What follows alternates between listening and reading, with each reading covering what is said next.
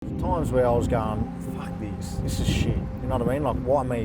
What have I done? Things that have happened in my career have, you know, they hurt so much, but what it does is builds this resilience in you that, you know, our people have dealt with over thousands and thousands of years.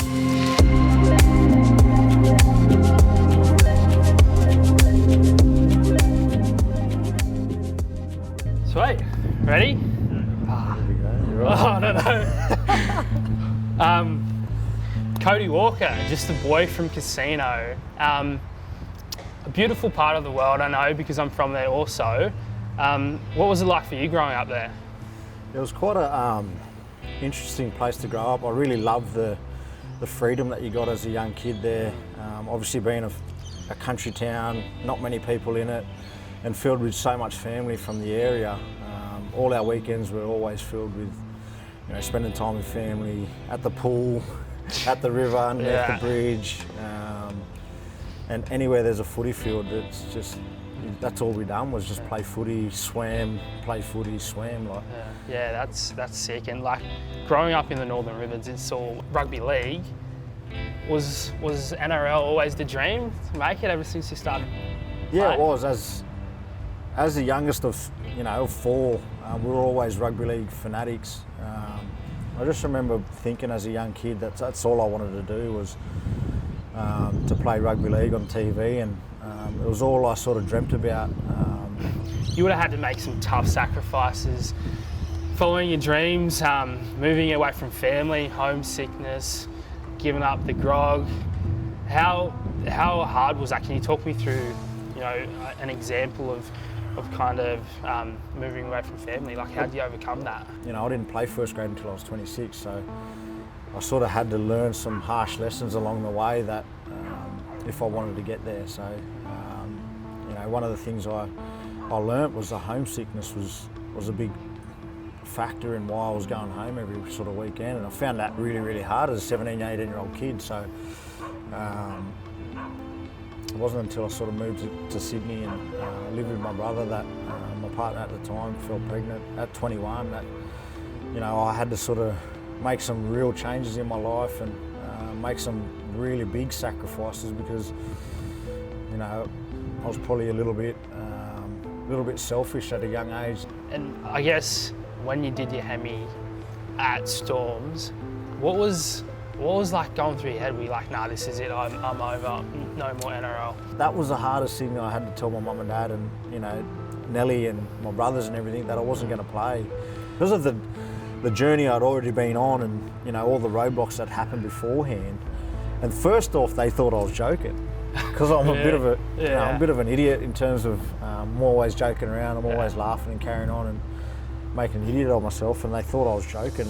And I was trying to fight back the tears of, I was a high, and then I just hit sort of rock bottom in the space of 12 hours. It was crazy. Times where I was going, fuck this is shit. You know what I mean? Like, why me? What have I done? But obviously that moment and that thought didn't last very long. It was always about what's next? What's next? What can I do better? And you kind of touched on it before, but when's a moment in your life where you kind of dealt with poor mental health? Probably a big one was, you know, my mum's death was a massive one.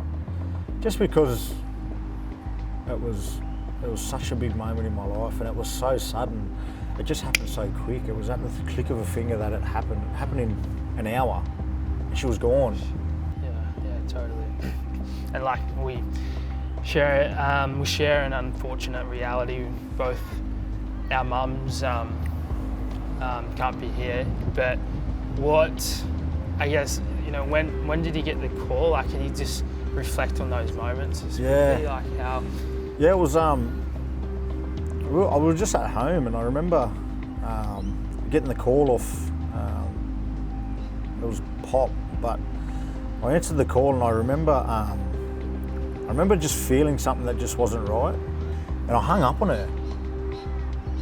I don't know. I just went bang, and I just lost it. It's one of the things I've never really spoken about, that particular part of it, is going into the room and like she was gone. And I don't know, it was such a hard time in my life that I never want anyone to feel. I suppose it's crazy, but you know, the process of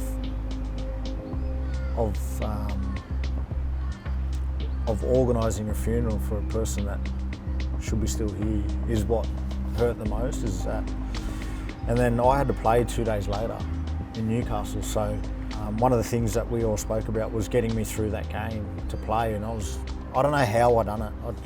I could not tell you how I done it. Why did you go play a game of footy after?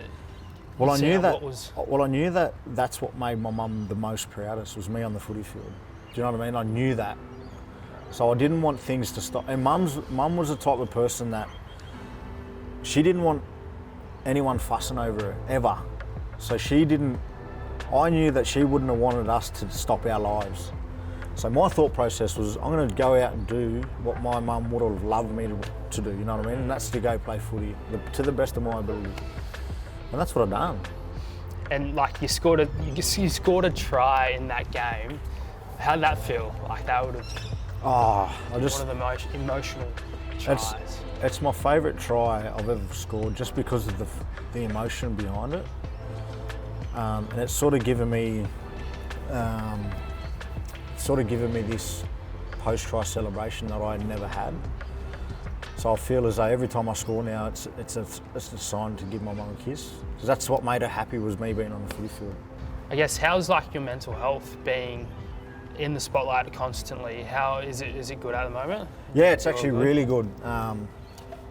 You know, I've got a very, very good support crew. My dad, my 3 older brothers, I'm always on the phone to. I've got a great friendship group that you know, I can sort of lean on when times are tough. I think that you know, I've built up that resilience from my ancestors that have fought for so long for our country.